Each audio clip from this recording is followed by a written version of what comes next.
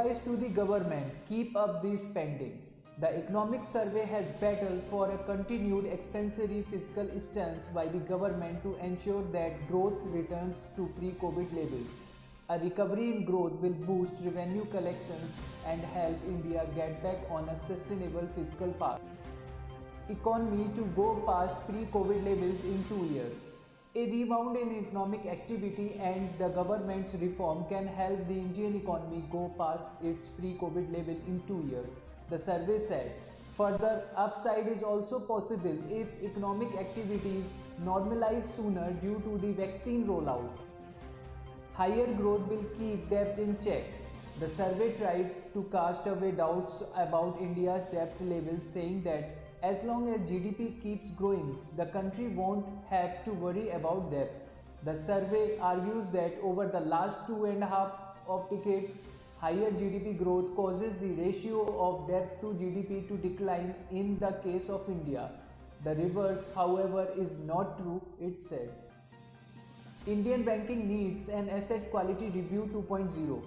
There is a need for a fresh asset quality review of Indian banks as soon as the COVID-19 relief measures are lifted, the survey suggested.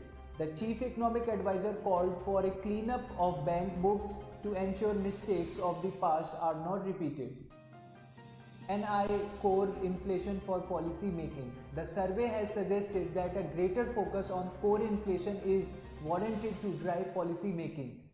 It said that the sole focus on CPI inflation to set monetary policy may not be appropriate for 4 reasons.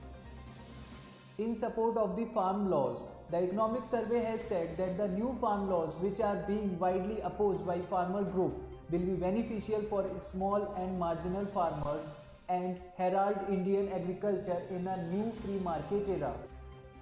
Pointing to a problem of over-regulation, more than lack of compliance or regulatory standards, India's administrative process is suffering from over-regulation, the survey noted. The root cause is the government's approach is one that attempts to account for every possible outcome.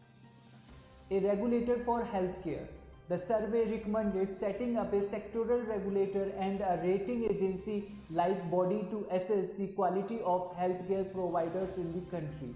This, the survey said, will help tackle information asymmetries. Why Bangladesh is beating India at exports? In the past decade, Bangladesh exports have grown at 8.6% annually, while India's remained stuck at 0.90%. That outperformance is because Bangladesh is exporting commodity where it has a competitive advantage. India cannot just rely on jugaad. The economic survey made a case for higher research and development spending by the private sector to boost India's innovation. Relying on jugaad innovation risks missing the crucial opportunity to innovate our way into future.